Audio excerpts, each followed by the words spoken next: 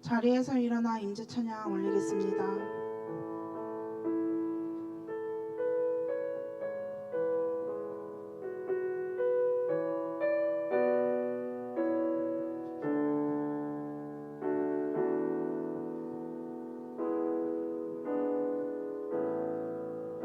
하늘의 문을 여소서,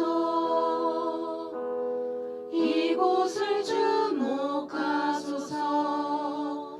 주를 향한 노래가 꺼지지 않으니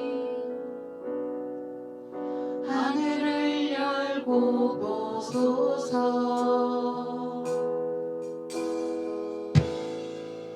이곳에 임재하소서. 주님을 기다립니다. 기도의 향기가 하늘에 닿으니 주여 임재하여 주소서.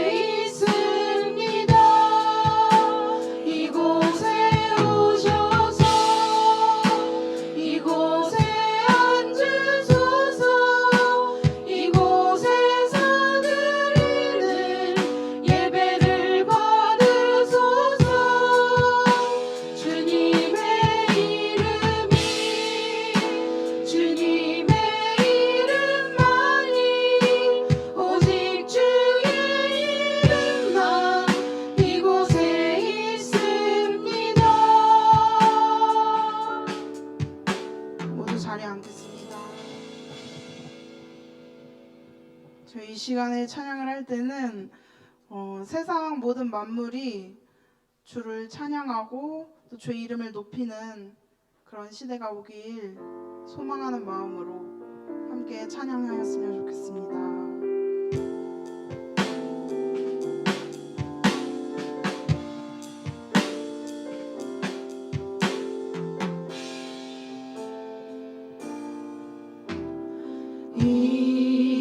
이곳에 생명샘 솟아나 눈물 골짝 지나갈 때에 머잖아 열매 맺히고 웃음소리 넘쳐나리라. 그날에 하늘이 열리고 그날에 하늘이 열리고 모든 이가 보게 되리라.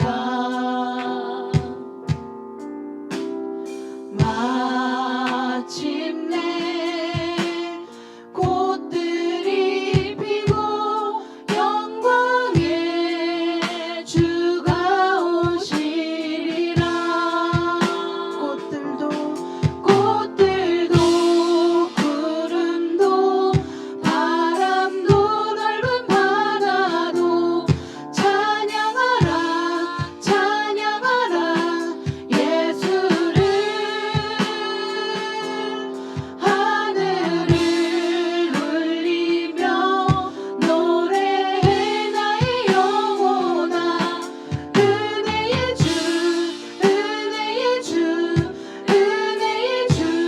이곳에 생명샘 솟아나 이곳에 생명샘 솟아나 눈물 골짝 지나갈 때에 머잖아 열매 맺히고 웃음소리 넘쳐나리라. 꽃들도 구름도 바람도 넓은 바다도 찬양하라 찬양하라 예수를. 하늘을 울리며 노래해 나의 영혼아. 은혜의 주 은혜의 주 은혜의 주. 꽃들도 구름도 바람도 넓은 바다도 찬양하라 찬양하라 예수를. 하늘을 울리며 노래해 나의 영혼아. 은혜의 주 은혜의 주 은혜의 주. 수많은 무리들 줄지어 수많은 무리들 줄지어 그분을 보기 위해 따르네. 평범한 모습이신 그분 앞에 모든 무릎이 꿇어 경배하네. 모든 문제들 하나하나 모든 문제들 하나하나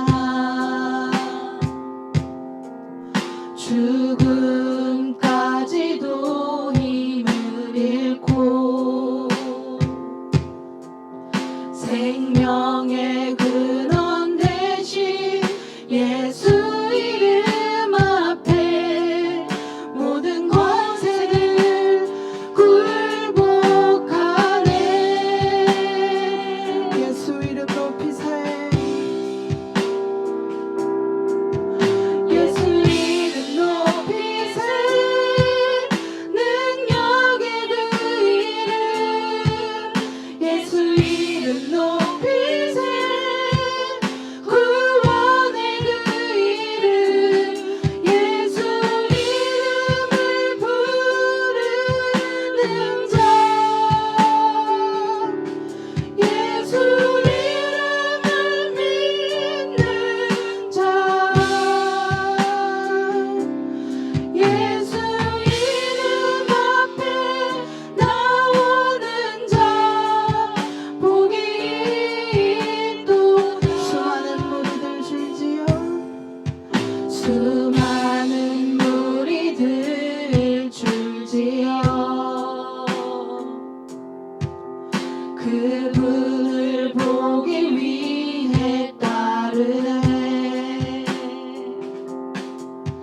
평범한 목수이신 그분 앞에 모든 무릎이 꿇어 경배하네. 모든 문제들 하나하나 모든 문제들 하나하나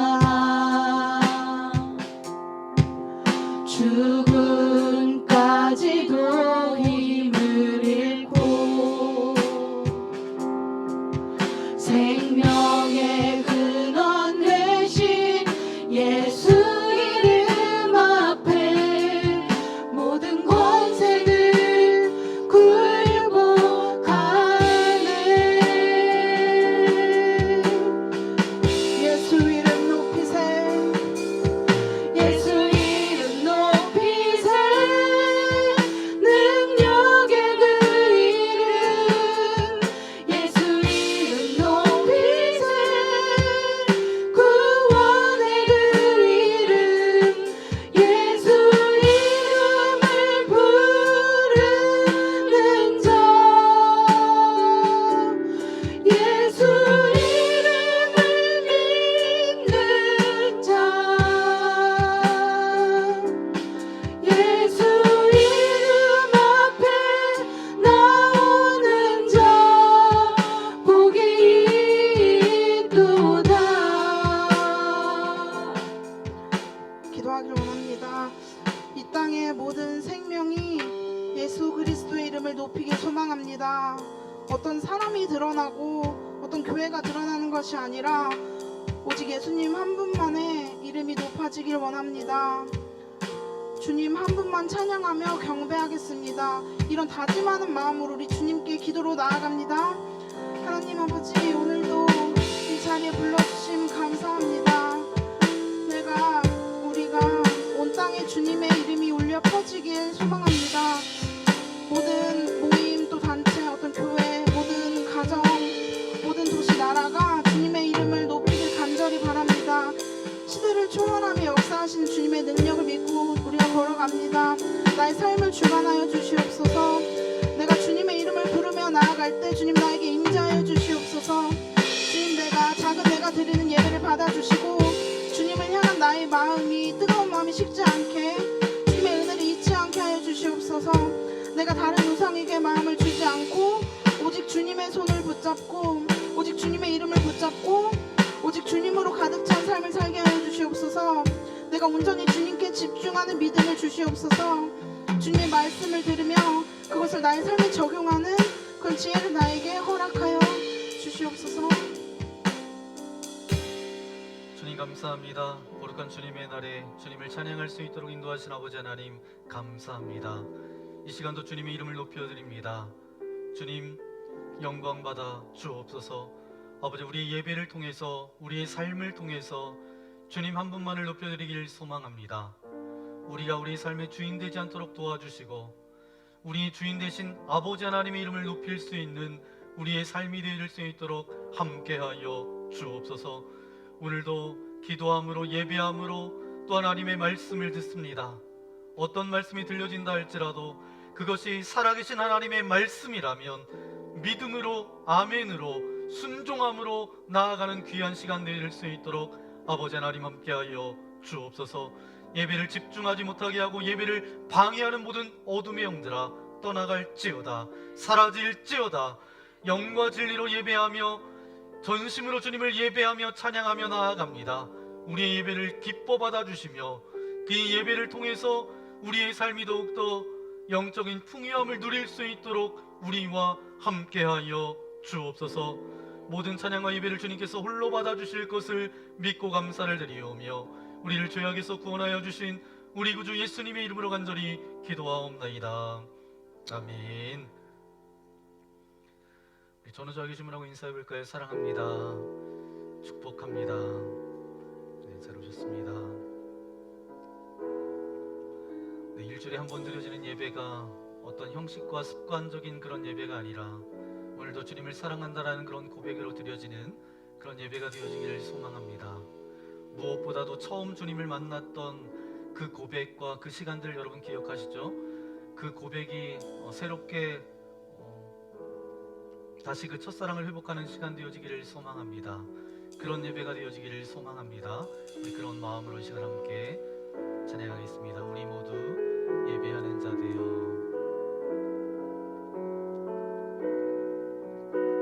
우리 모두 예배하는 자 되어 온전히 영과 진리로 주를 예배하자. 주가 우리와 함께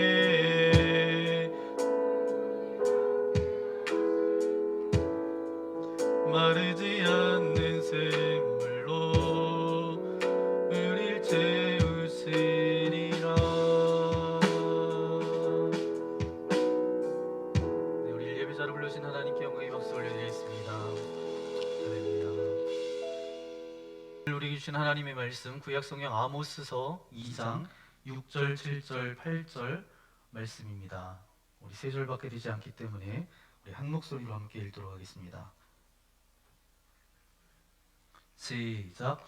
여호와께서 이와 같이 말씀하시되 서너 가지로 말미암아 내가 그 벌을 돌이키지 아니하리니 이는 그들이 은을 받고 의인을 팔며 신 한 켤레를 받고 가난한 자를 팔며 힘 없는 자의 머리를 티끌 먼지 속에 발로 밟고 연약한 자의 길을 굽게 하며 아버지와 아들이 한 젊은 여인에게 다녀서 내 거룩한 이름을 더럽히며 모든 제단 옆에서 전당 잡은 옷 위에 누우며 그들의 신전에서 벌금으로 얻은 포도주를 마심이니라.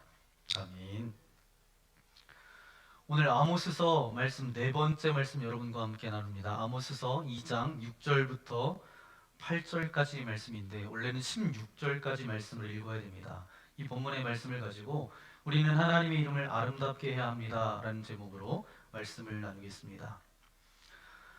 얼마 전에 저와 여러분이 아는 것처럼 아시안컵 축구대회가 있었습니다. 우리나라가 호주를 2대1로 꺾고 4강을 진출했죠. 많은 분들이 잠 못 주무시면서 이제 경기를 시청하면서 응원하셨죠. 네, 저도 이제 봤던 것 같습니다.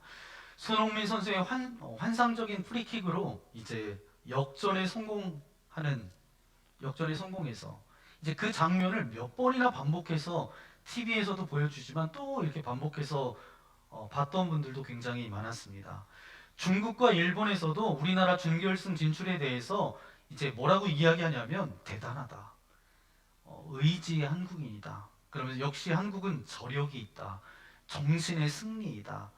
한국 축구의 정신을 높이 평가했습니다. 참 경기도 굉장히 재밌었던 것 같아요.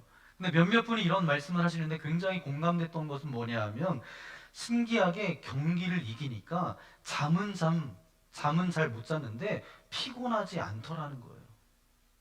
여러분도 그러셨나요? 네. 아쉽게 결승은 진출하지 못했지만 4강 진출도 굉장히 좋은 성과라고 그렇게 생각이 됩니다. 아시안컵 이 축구대회 우승은 어디가 가져갔죠? 개최국이었던 카타르가 가지고 갔습니다. 홈 경기라 홈 그라운드에서 했기 때문에 마음이 편안하게 그렇게 경기한 것이 한몫했던 것 같아요. 그러면서 제가 예전에 이제 대전의 지목사님한테 들었던 어떤 이야기가 생각이 났습니다.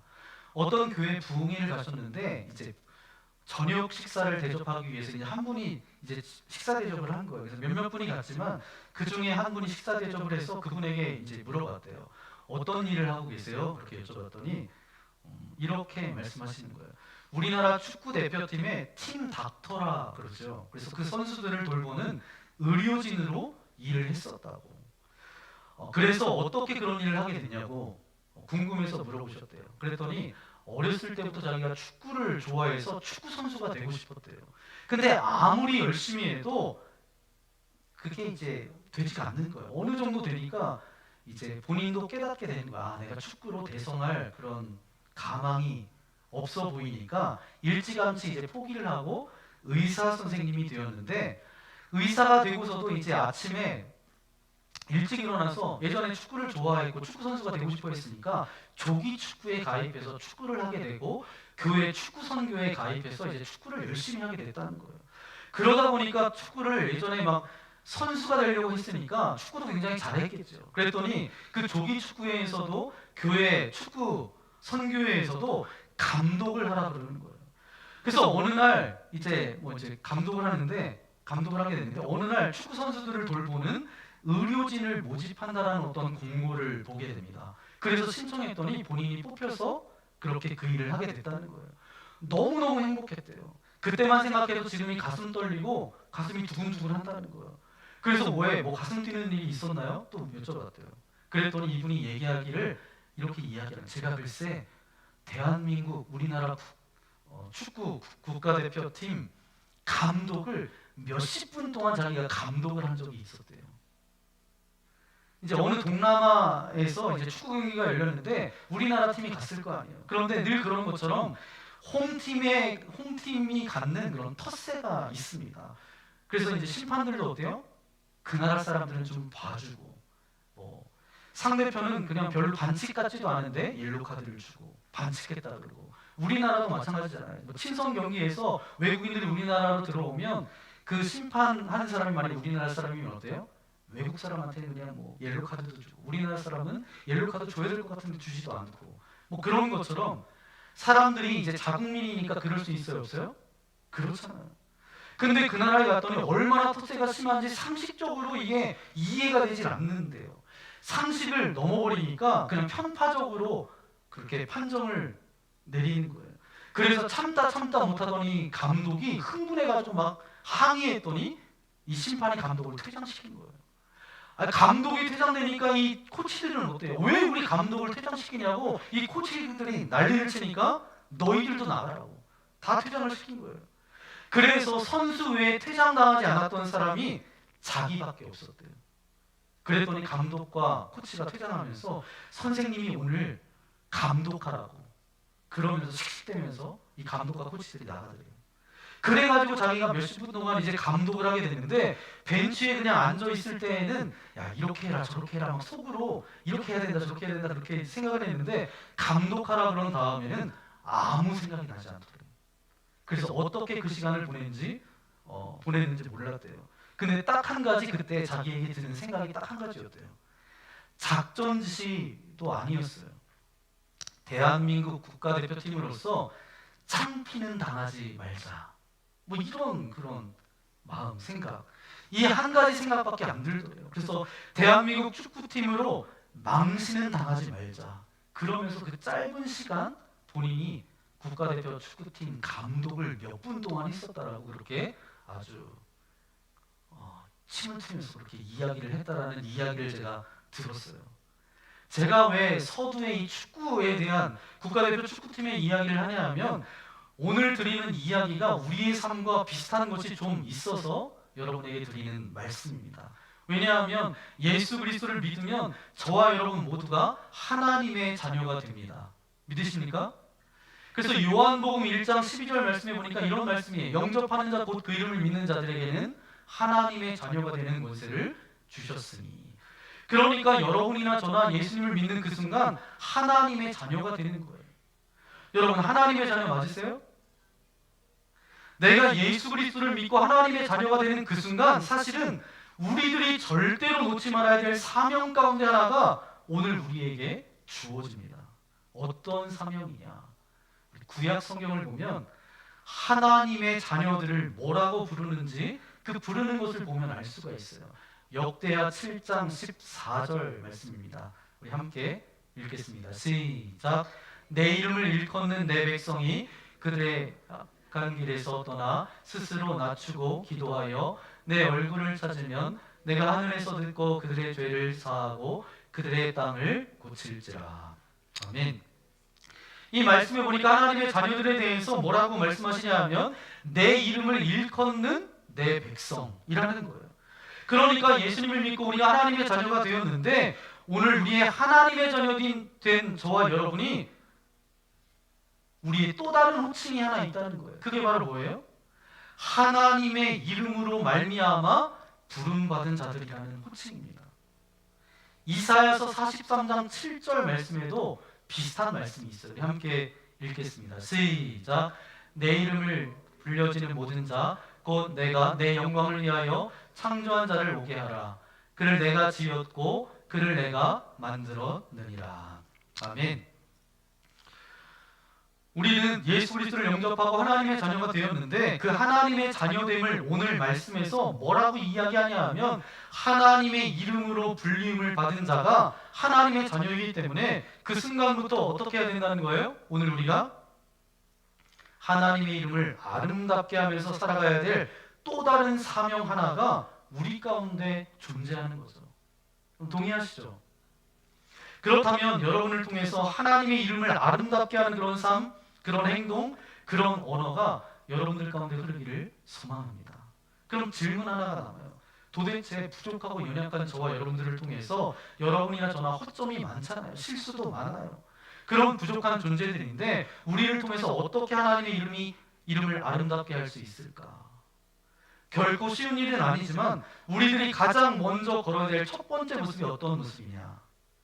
제가 좀 전에 축구 이야기를 했던 것처럼 대한민국 축구팀 명예를 드높이는 것.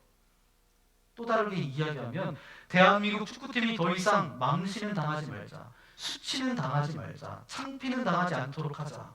이렇게 고백했던 것처럼 하나님의 이름으로 부름받은 오늘 우리들이 하나님의 이름을 아름답게 하는 삶을 살아가기 위해서 그 첫걸음이 바로 뭐냐?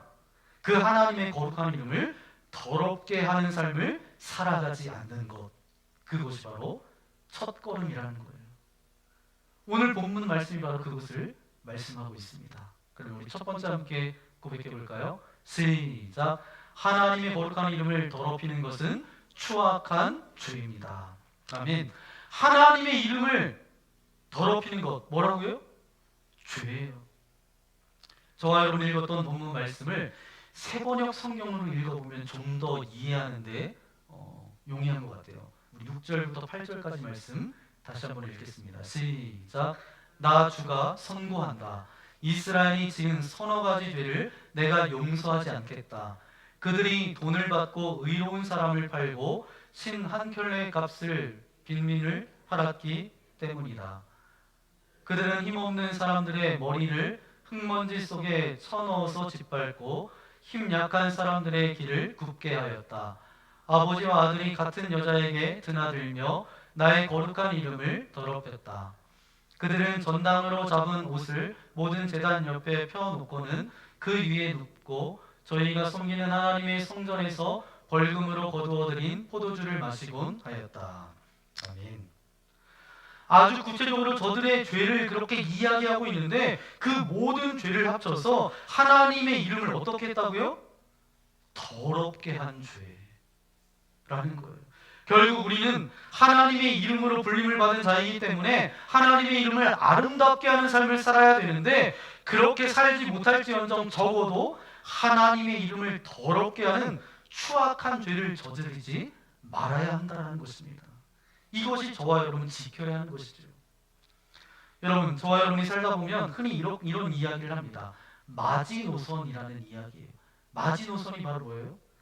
마지막까지 넘지 말아야 될 어떤 선이 있다는 거예요. 그게 바로 마지노선입니다. 다른 것은 이유를 들어보면 좀 납득이 되고 용납이 되고 배려할 수 있어요. 어떤 사람이 어떤 잘못을 했는데 이야기를 들어보니까 그래, 그럴 수 있지. 나도 그러면 그럴 수 있을 것 같아. 인간이라고 하는 존재라면 절대로 범해서는 안 되는 마지막 어떤 마지노선이 있어요. 그런데 그걸 넘을 때마다 우리가 뭐라고 표현하고 뭐라고 말해요? 그 마지막 선을 넘을 때 선 넘었다라고 이야기도 하지만 이렇게 이야기합니다. 인간의 탈을 쓰고 어떻게 그럴 수가 있냐고. 그렇게 이야기하잖아요. 그런 어떤 마지막, 그것만은 넘지 말아야 되는 어떤 것이 있어요. 우리들 가운데 있는 것처럼 내 하나님의 이름으로 불림을 받은 그리스도인이라고 한다면 우리 가운데 절대로 넘지 말아야 될 마지막 선, 마지노선이 있는데 그게 바로 뭐냐? 우리의 말과 우리의 행동과 우리의 삶을 통해서 그 하나님의 거룩한 이름을 더럽히는 것까지는 넘어가서는 안 된다는 것입니다. 저는 여러분이 그런 인생을 살아가기를 소망합니다. 그러면 이런 질문이 하나 나와요. 왜 하나님께서 우리에게 적어도 마지막 노선으로 하나님의 거룩한 이름을 더럽히지 말라고 하셨을까? 왜 우리에게 그런 요구를 하셨을까? 혹시 오늘 우리가 하나님의 이름을 더럽히면 하나님의 이름이 더러워지니까 그랬을까? 여기 컵에 뭐가 있죠? 물이 있어요. 이 물을 한 탄강에 부으면 한 탄강의 수위가 올라갈까요, 내려갈까요? 올라가죠. 얼만큼 올라갈까요? 요만큼 올라가죠. 표가 날까요, 안 날까요? 느낄 수 있을까요, 없을까요? 없어요. 똑같습니다. 여러분, 나나 내 삶을 통해서 하나님의 이름을 좀 더럽힌다라고 해서 하나님의 존재 자체가 더러워지지는 않아요. 먼지 같은 내 존재 하나가 전능하신 창조주이신 하나님의 존재에 영향을 끼치는 존재는 아니라는 거예요. 내 인생 하나 하나님의 이름을 더럽힌다라고 해서 그것 때문에 하나님의 어떤 영향력이 감소하지는 않습니다. 그런데 왜 하나님께서는 오늘 우리들에게 마지노선, 마지막 지켜야 될 선, 하나님의 거룩한 이름을 더럽히지 말라라고 했을까? 그것은 하나님을 위해서가 아니라 누구를 위해서요? 저와 여러분, 우리를 위해서요. 오늘 우리는 하나님의 형상대로 창조된 사람들이에요. 우리의 삶 가운데 그래도 의미가 있고 가치 있는 삶을 남기려고 한다면 적어도 하나님의 거룩한 이름을 더럽히지 않는 삶이나 언어나 행동을 할 때 의미가 있고 가치가 있게 된다는 거예요. 그것마저 없으면 우리는 짐승하고 똑같은 삶이라고 말할 수 없습니다. 하나님의 형상대로 지음받은 우리라 그러면 우리 안에 뭔가 의미가, 가치가 남겨져야 될 것 아니겠어요? 적어도 뭐는 지키라고요? 하나님의 거룩한 이름을 더럽히지 않는 인생이 되었으면 좋겠다. 그것이 오늘 말씀이에요. 그런 저와 여러분 되어지기를 소망합니다. 베드로전서 2장 9절 말씀에 보니까 참 제가 좋아하는 말씀인데 이 말씀을 통해서 저와 여러분을 향해서 주시는 말씀이에요. 너희는 이런 자들이다. 너희는 택하신 족속이요 왕같은 제사장들이요 거룩한 나라요 그의 소유가 된 백성이니 이는 너희를 어두운 데서 불러내어 그의 기이한 빛에 들어가게 하시니에 아름다운 덕을 선포하게 하려 하심이라. 너희는 왕같은 뭐라고요? 제사장, 거룩한 나라, 그의 소유가 된 백성. 그리고 오늘 우리를 택하신 족속이고 왕같은 제사장이래요. 이 베드로전서를 통해서 저와 여러분에게 이 말씀을 주셨는데 여러분이 아는 것처럼 이 베드로의 고백을 통해서 이 말씀을 우리에게 주셨어요. 그런데 여러분 생각해 보세요. 베드로가 왕같은 제사장이요 거룩한 나라라는 이 호칭을 들을 만한 삶을 살았던 사람인가요?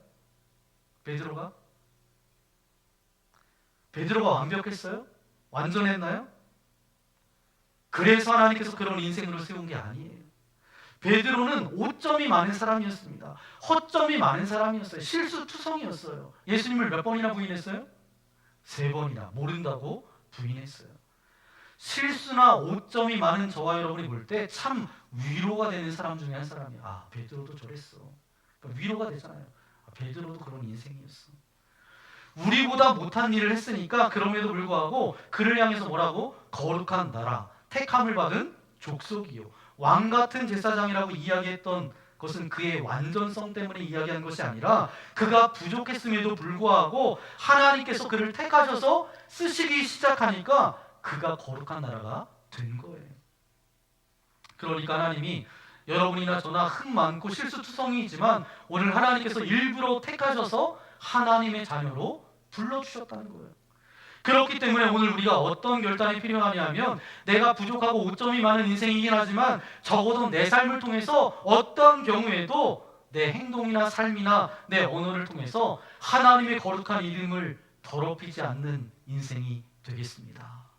그런 결단이 저와 여러분들 가운데 필요하다는 거예요. 그렇게만 살아도 오늘 우리를 불러내주신 하나님의 이름을 아름답게 하는 인생이 될 수가 있습니다. 그러면 구체적으로 어떻게 살아가는 것이 거룩한 하나님의 이름을 더럽히지 않는 삶을 살아가는 것일까? 흔히들 이것을 적용이라고 이야기합니다. 우리가 이런 것은 하고 이런 것은 하지 말아야지. 적용은 수백 가지, 수천 가지, 수만 가지일 거예요. 왜냐하면 사람마다 그 각자의 환경과 상황이 다 달라요. 저는 오늘 그 적용이 나타날 수밖에 없는 중요한 영적 원리 2가지를 여러분에게 말씀드리려고 합니다. 적어도 이렇게는 살아가십시오. 적어도 이것만은 기억하고 살아가십시오. 그러면 구체적인 삶 가운데 하나님의 거룩한 이름을 더럽히지 않으면서 살아갈 수가 있습니다. 그 두 가지 영적 원리를 나누고 싶은데 그 첫 번째가 뭐냐면 함께 고백하겠습니다. 시작. 예수님보다 세상에 더 높은 가치를 부여하지 말아야 합니다. 아멘. 예수님보다 세상에 높은 가치를 부여하지 말아야 된다는 거예요. 우리 9절, 10절 말씀. 네, 여기는 잘못 나왔는데 제가 9절, 10절 말씀 제가 읽어드리겠습니다. 내가 아모리 사람을 그들 앞에서 멸하였나니 그 키는 백향목 높이와 같고 가나기는 상수리 나무 같으나 내가 그 위에 열매와 그 아래의 뿌리를 진멸하였느니라. 10절. 내가 너희를 애굽 땅에서 이끌어내어 40년 동안 광야에서 인도하고 아모리 사람의 땅을 너희가 차지하게 하였고. 아멘. 이 말씀의 배경이 무언가 하면 이스라엘 백성을 하나님께서 출애굽시킨 다음에 광야 생활을 통해서 어디로 인도하셨어요? 가나안 땅으로 인도하셨는데 가나안 땅을 정복하며 살도록 하셨는데 그 가나안 땅에 이미 다른 민족이 살고 있었어요. 여러 민족이 살고 있었어요. 그 중에 가장 키가 크고 가장 힘이 센 족속이 있었는데 그 족속이 어떤 족속이에요? 아모리 족속입니다. 그래서 오늘 말씀을 보면 비유로 이 아모리 족속에 대해서 말씀하고 있는데 키가 백향목처럼 크고 강하기는 상수리 나무처럼 강하다. 그러니까 그 가나안 땅에 살고 있었던 족속들 가운데 힘이 세고 가장 강했던 남들이 부러워하는 그 어떤 육체적인 조건을 가지고 있었던 사람들이 누구였다고요? 아모리 족속이었다는 거예요. 그런데 하나님께서 그들을 다 진멸하고 그 땅을 누구에게 주셨어요? 저들과는 비교할 수 없는 이스라엘 백성들에게 주셨어요. 그런데 이게 문제는 뭐냐? 하나님께서 이제 나를 신뢰하고 내 약속을 믿고 살아라 그랬는데 거기에서 이스라엘 백성들이 살다 보니까 누가 부럽냐? 아모리 족속 이 사람들이 부러운 거예요. 부러우면 지는 건데 부러운 거죠. 그래서 아모리 사람이 뭐가 부럽냐? 키가 커요. 그리고 힘이 강해요. 그러다 보니까 하나님은 잃어버리고 아모리 사람들이 살던 풍속대로 그들의 문화에 영향을 받아서 그들을 닮아가려고 살아가는 모습을 보면서 하나님이 지금 마음 아파서 한탄하는 모습이 오늘 말씀이에요.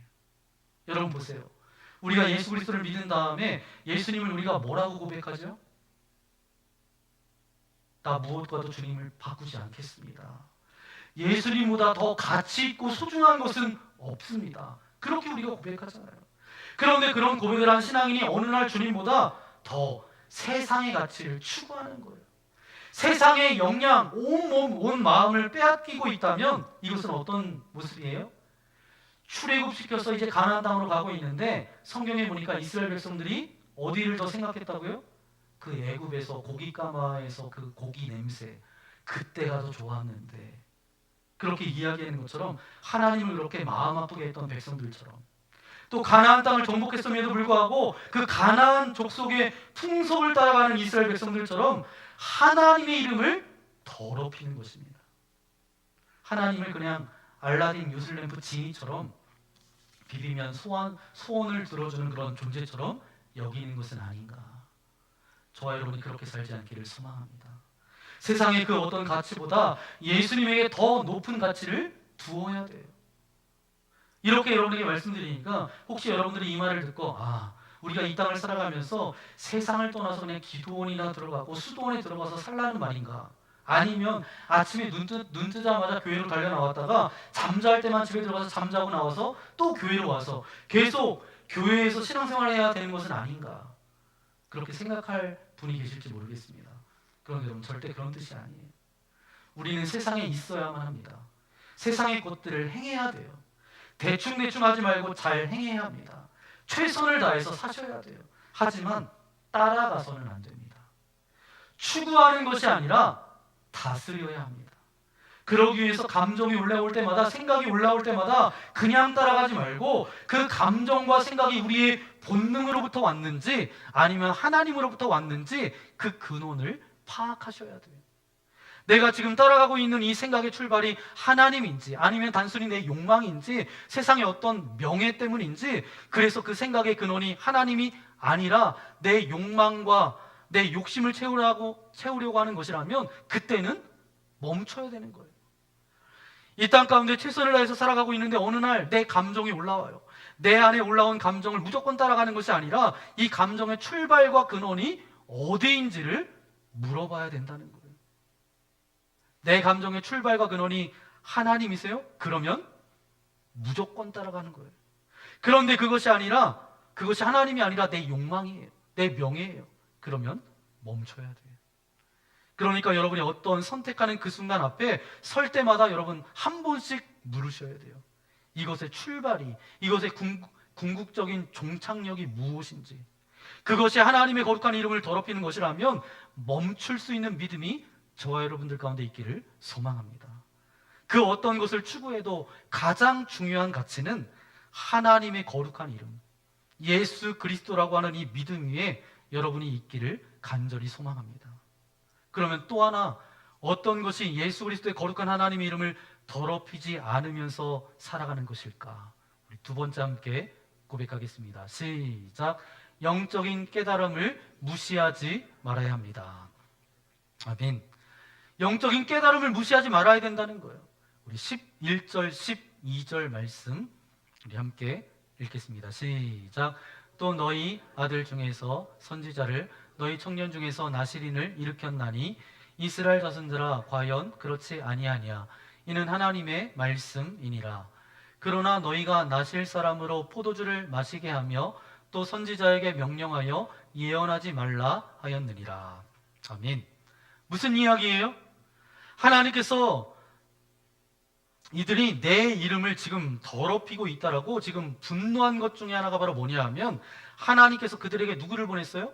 선지자를 보내고 나시린을 세워서 하나님의 말씀을 전하면 너희가 귀 기울여 듣고 그것에 순종하여 살아가야 되는데, 이들이 어떻게 했다는 거예요?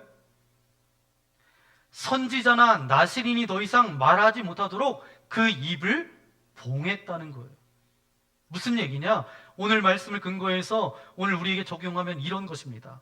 우리가 살아가면서 하나님께서 우리에게 주신 어떤 영적 가르침과 깨달음을, 어떤 영적인 충고들을 무시하면서 살아가면 하나님의 거룩한 이름을 더럽힐 가능성이 높다는 거예요.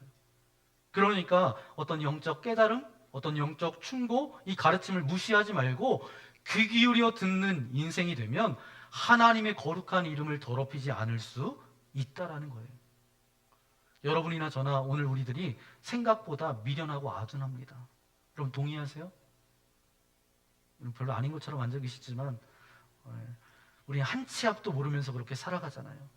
여러분 인생을 내가 이만큼 살아갔으니까 인생은 정말 이렇게 말할 수 있어. 말할 수 있어요? 없어요? 인생은 살아가면 살아갈수록 오묘합니다. 뭐라고 말할 수가 없어요. 오늘 사실 우리의 삶을 되돌아보세요. 살면 살수록 우리의 인생은 잘 모르겠어요. 뭘 몰랐을 때 큰 소리를 치잖아요.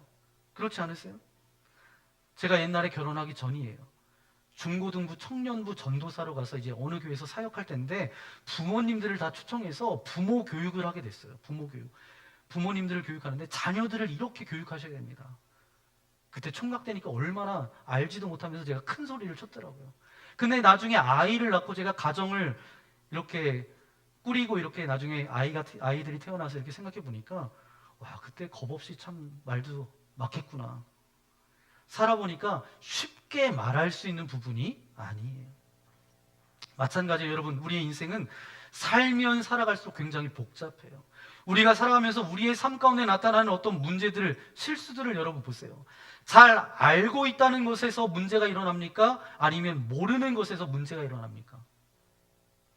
내가 잘 알고 있다고, 잘 알고 익숙하다라고 생각하는 것, 그곳에서 결국 큰 문제가 터지게 되고 큰 실수를 하게 됩니다. 그렇기 때문에 이렇게 고백할 수밖에 없어요. 우리는 끝없이 하나님의 인도하심과 도우심이 필요한 존재이다. 여러분 동의하세요? 오늘 우리는 끝없이 날마다 하나님의 인도하심과 도우심이 없으면 하루하루를 겨우겨우 살아갈 수 없는 존재예요. 하나님의 인도하심과 도우심이 없으면 나도 모르는 사이에 내 인생이 빗나갈 수 있게 된다라는 거예요. 그게 우리의 전공 아니겠어요? 그게 우리의 인생이잖아요. 그게 우리의 실존이잖아요. 그렇기 때문에 오늘 우리들이 그렇게 하나님의 인도하심과 도우심이 필요한 존재이기 때문에 반드시 있어야 될 게 뭐냐? 영적인 수신기가 있어야 돼요. 여러분 스마트폰에 보면 이제 전파를 수신받을 수 있는 수신기가 있을까요? 없을까요? 있어요. 어디 엘리베이터에서 타면 전화가 누가 올 때 받으면 어때요? 이 수신기는 있는데 잘 이게 안 되니까 잘 말도 안 들리고 그러면 전화가 끊어지잖아요.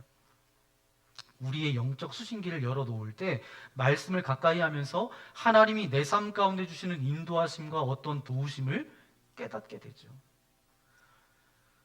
우리 교회에서 이제 뭐 주색이나 어떤 특별 새벽 기도를 할 때가 있습니다. 그때 어떤 성도님이 저에게 오셔서 이렇게 말씀하시는 분이 가끔 한 분씩 계십니다. 뭐라고 말씀하시냐면, 목사님 제가 새벽 예배 나오려고 했는데 글쎄 눈을 떠보니까 새벽 기도 시간이 이미 지나버렸어요. 알람이 울리지 않아서 못 나갔습니다. 여러분 알람이 울렸어요? 안 울렸어요? 울렸어요. 누가 껐어요? 자다 그냥 모르고 그냥 끄고 잔 거예요. 아니면 새벽 4시 반, 4시 30분쯤에 맞춰놔야 되는데 오후 4시 30분에 맞춰놔서 안 울렸겠죠. 제가 대전에서 사역했을 때 굉장히 많은 성도들을 저희 성도들이 저에게 맡겨졌기 때문에 뭐 여러 가지 그런 일들이 굉장히 많아요. 그런데 토요일에 장례가 난 거예요. 가장 힘든 게 토요일에 장례가 날 때입니다. 토요일에 장례가 났는데 조문 예배를 드리러 가야 되는데 대구예요. 대전에서 대구도 그렇게 멉니다. 뭐 지금이야 이제 고속도로가 잘 나 있지만 멀어요. 그래서 조문 예배를 드리고 집으로 도착했는데 새벽 1시에 도착한 거예요. 이제 알람을 맞춰놓고 그렇게 잠을 잤는데 알람 소리에 잠을 깬 게 아니라 전화 소리에 잠을 깼어요. 거기 교회가 일부 예배가 6시 30분에 예배를 드리는데 그때 사회자가 저였어요. 5시 30분까지 늘 나가서 있었는데 이제 목사님이 안 나오니까 전도사님이 저한테 전화하신 거예요. 목사님 어디시냐고. 그때 전화를 받았을 때가 6시 5분입니다. 6시 30분까지 나아가야 되는데, 그래서 그 알람이 안 울린 게 아니에요. 제가 껐겠죠. 저도 모르는 사이에. 그 다음부터 제가 어떻게 했는지 아세요? 어쨌든 이제 6시 반 전에 가서 사회는 봤어요. 어쨌든 위기는 모면을 했습니다. 근데 그 다음부터 저에게 버릇이 생겼는데 알람을 3개는 맞추는 것 같아요. 뭐 지금은 그래도 이제 지금 덜하지만 알람을 3개 정도 맞추는데 한 번은 이제 손 가까이에 이렇게 있는 알람을 맞춥니다. 그리고 좀 걸어가야지 끌 수 있는 알람을 또 하나 맞춰요. 그리고 이제 정말 더 멀리 이렇게 알람을 맞춥니다. 마지막 맞추는 알람은 거의 뭐 이제 욕실 앞에 있을 정도로 그렇게 맞췄어요. 물론 지금은 그러진 않지만. 그런데 알람을 끄지 못하면 그런 실수 정도 하고 말아요. 그런데 우리의 영적인 알람을 끄면 그 정도가 아니에요. 하나님의 거룩한 이름을 뭐 하게 된다고요? 정말 더럽히는 짓까지 나도 모르게 할 수 있다는 거예요. 우리가 잘못 비껴나가기 시작하면 우리를 사랑하시는 하나님께서는 가만히 계시지 않습니다. 우리의 신앙에 그런 양심의 가책을 주세요. 너 그렇게 하지 말아야 되는데 양심의 가책을 주세요. 또 말씀을 통해서, 설교를 통해서 깨닫게 하세요. 기도하는 가운데 하나님께서 말씀해 주세요. 영적 지도자의 충고와 조언을 통해서도 하나님께서는 우리를 도우시고 인도해 주세요. 그런데 우리가 교만해지고 강팍해져서 영적 수신기를 끄면 어때요? 우리가 하나님의 그 거룩한 이름을 더럽히고 있으면서도 더럽히는 줄 모르고 산다는 거죠. 그런 안타까운 인생이 되지 않기를 소망합니다. 오늘 우리 시대의 아픔이 바로 이것이에요. 영적인 수신기를 작동시키지 않는다는 것. 오늘 말씀처럼 뭐예요? 선지자나 나시린의 입을 봉하는 거죠. 사실은 오늘 우리 가운데 영적인 깨달음이나 영적인 가르침에 귀를 닫고 있는 인생들이 참 많다는 거예요. 그러다 어느 순간 나도 모르게 추악한 죄 가운데 거룩한 하나님의 이름을 더럽히는 데까지 나아갈 수 있습니다. 저와 여러분은 절대로 이런 죄를 범치 않기를 소망합니다. 이제 말씀을 정리하고 싶습니다. 오늘 말씀은 아주 분명하게 우리에게 주시는 메시지는 바로 이것입니다. 내가 그리스도인이 되었다라는 것은 바로 뭐예요? 하나님의 이름으로 불리움을 받은 자라는 것이죠. 그러면 그때부터 오늘 우리는 하나님의 이름을 아름답게 하는 자로 살아가야 된다는 것입니다. 그런 소명이 우리에게 생겨요. 그런데 저와 여러분은 부족해요. 실수가 많아요. 연약해요. 그렇기 때문에 적어도 하나님의 이름을 아름답게 하기 위해서 적어도 하나님의 거룩한 이름을 모아지는 말라고요? 더럽히지는 말아야 된다는 것입니다. 이것을 여러분 기억하고, 기억하는 정도가 아니라 여러분의 심장에 새기고 여러분의 삶의 현장에서 구체적인 선택의 순간마다, 여러분의 인생의 위기가 찾아올 때마다 그때마다 끄집어내서 하나님의 거룩한 이름을 더럽히지 않나 점검하며 살아가는 저와 여러분 되시기를 예수님의 이름으로 간절히 축원합니다. 그러기 위해서 저와 여러분이 해야 될 게 있어요. 믿음의 조상들이 늘 고백했던 것처럼 주 예수보다 더 귀한 것은 없네. 이것의 궁극적인 출발과 목적이 정말 예수 그리스도의 이름을 더럽히고 있는 것인지를 점검하며 사시기를 소망합니다. 그리고 영적 감각, 영적 수신기를 늘 켜놓고 그 깨달음 가운데 순종하고 자복하고 회개하며 살아가는 은혜가 여러분들 가운데 있기를 소망합니다. 그래서 우리의 삶을 통해서 하나님의 이름을 아름답게 하는 그런 복된 저와 여러분 되시기를 예수님의 이름으로 간절히 축원합니다. 기도하겠습니다. 오늘 말씀을 기억하면서 결단의 기도를 드리기 원합니다. 그렇습니다. 하나님 아버지, 하나님의 이름으로 불림을 받은 자들이 오늘 우리들인데, 그렇다 그러면 하나님의 그 아름다운 이름, 하나님의 그 거룩한 이름을 아름답게 하는 것이 우리의 소명인 줄 믿습니다. 그런데 우리 연약함 때문에 다른 건 하지 못해도 적어도 마지막 지켜야 될 그 선, 거룩한 하나님의 이름이 내 삶을 통해서, 내 행동을 통해서, 내 고백을 통해서, 내 존재를 통해서 더러워지는 그런 죄 가운데 거하지 않기를 소망합니다. 그러기 위해서 주 예수보다 더 귀한 것은 없네. 우리 영적 수신기를 켜놓고 말씀을 통해서, 깨달음을 통해서, 찬양을 통해서, 양심의 가책을 통해서, 영적 권위자를 통하여서 말씀하여 주실 때마다 그것을 무시하지 말고 그 말씀 앞에 순종하며 나아갈 수 있도록, 그래서 하나님의 이름을 아름답게 하는 인생 되어질 수 있도록 나와 함께 해달라고 오늘 말씀을 생각하면서 이 시간 결단의 기도 드리기 원합니다. 기도하겠습니다. 거룩하신 아버지 하나님 감사합니다. 우리 사랑하여 주셔서 이 거룩한 주님의 날에 주님 앞에 나와 주님 말씀을 들을 수 있도록 인도하신 아버지 하나님 감사합니다. 우리는 부족합니다. 연약합니다. 아버지 하나님 한 치 앞도 모르고 살아가는 그런 존재들입니다. 하지만 아버지 하나님 우리를 하나님의 자녀 삼아주신 아버지 하나님 감사합니다. 하나님의 이름을 아버지 하나님 부르며 하나님의 이름을 아름답게 하는 그런 존재로 우리를 불러주셨사오니 더 이상 하나님의 이름을 더럽히는 추악한 죄를 범치 않도록 우리와 함께하여 주시고, 더 나아가서 세상의 가치를 주님보다 더 우선시 두지 않도록 아버지 우리의 삶을 인도하여 주옵소서. 날마다 영적인 깨달음이 찾아올 때마다 그것을 무시하는 것이 아니라 그것을 통하여서 아버지 하나님 다시금 주님의 말씀과 앞에 순종하며 하나님의 인도하심을 받는 우리 모두가 되릴 수 있도록 역사하여 주옵소서. 하나님의 이름이 아름다워지는 그런 인생이 되어지기를 소망합니다. 그런 삶을 우리가 살아갈 수 있도록 함께하여 주옵소서. 이 모든 말씀 우리 구주 예수님의 이름으로 간절히 기도하옵나이다. 아멘. 오늘 말씀을 생각하면서 이 시간 결단의 찬양 드리기 원합니다. 믿음의 선배들이 고백했던 것처럼 하나님의 이름을 아름답게 해야 되는데 바로 주 예수보다 더 귀한 것은 없습니다. 이 고백이 날마다 우리 입술 가운데 고백되어지기를 소망합니다. 더 이상 하나님의 거룩한 이름을 더럽히지 않겠습니다. 영적 수신기를 끄지 않고 날마다 민감하게 민첩하게 반응하겠습니다. 그런 고백으로 이 시간 함께 찬양하겠습니다. 주 예수보다 더 귀한 것은 없네. 주 예수보다 더 귀한 것은 없네. 이 세상 무기와 바꿀 수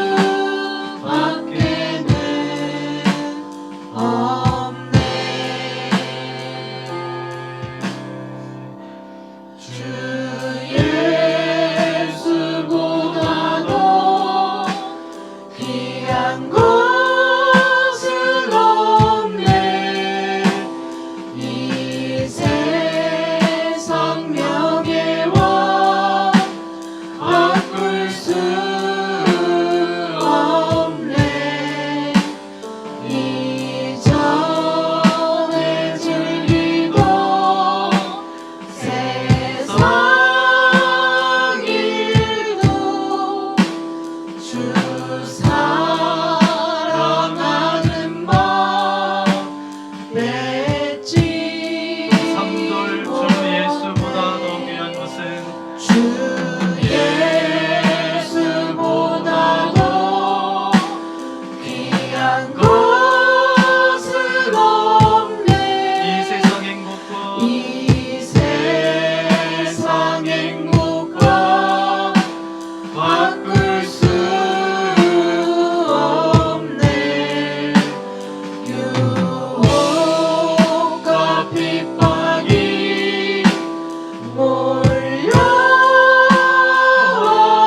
몰려와도 주 섬기는 내 맘 변치 다 함께 일어나서 세상 즐거움 세상 즐거움 다